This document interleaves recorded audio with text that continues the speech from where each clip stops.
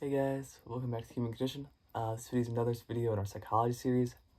This video is what is optimal distinctiveness theory and what makes us unique. This should be a pretty interesting one. Hopefully this video gets pushed out to you guys. My last couple videos haven't been pushed out as much. It's probably my fault for not posting as much. I took a little break for a while. So what is optimal distinctiveness theory and what makes us unique? Optimal distinctiveness theory is the idea that suggests in everyday life, people battle between the idea of being unique versus being included.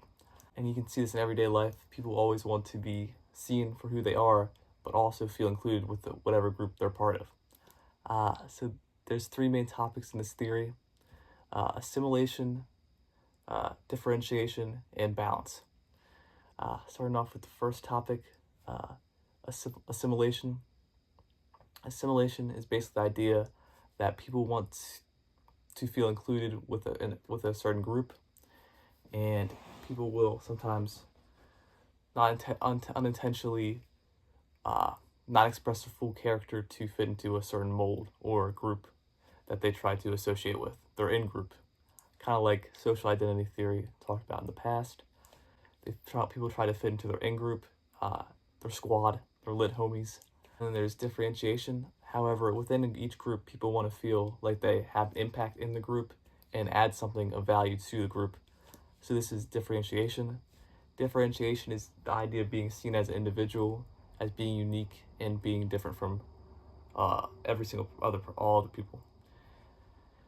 So differentiation is the idea of people seeing who you truly are and what you truly like to do.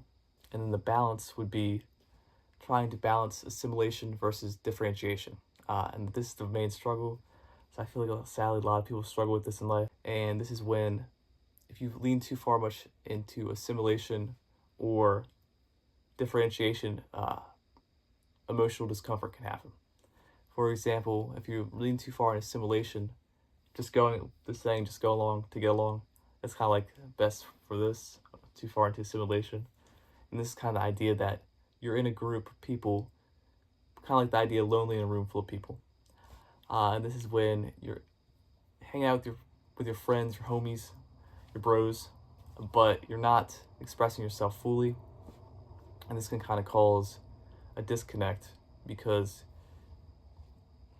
you feel like you're not being true to yourself, and these people like you might be hanging around with, but you might feel like what they truly knew who I was, would they still like me? And that is caused by too much assimilation and not enough differentiation. So this can sadly cause things like sadness, contempt, boredom, because you're not doing anything to the group. You're kind of just there. You might not be contributing anything to the group in that very moment. You're in like group of people that you really like, and most of the time you are being your true self, but maybe this one time you're not. That feeling of that one time you're not being your true self, that's a feeling of too much assimilation. Feeling bored because you're not contributing at the moment like you usually do. Then you have differentiation. Differentiation is the idea of contributing to a group and staying independent and just being off to yourself. Too much differentiation might cause you to be isolated because you stay too much to yourself, and it might cause you to want to assimilate, meaning mirroring other people's behaviors, actions, and seeking out groups of people because you feel too different. You've successfully made yourself too unique to the point where it's like you pushed out everyone else away. That's too much differentiation. So the feelings of this is the too much differentiation, unlike the other one, would be loneliness. You wouldn't be bored though. Loneliness, sadness, and a desire to connect. In conclusion, what is optimal distinctiveness theory? Optimal distinctiveness theory is the idea that every day in life people want to make an impact on society, but also be a part of society. But the problem is you can't make an impact on society if you also are fully withdrawn in it. For example, if you want to change society, you can't be playing by the same rules everyone else does.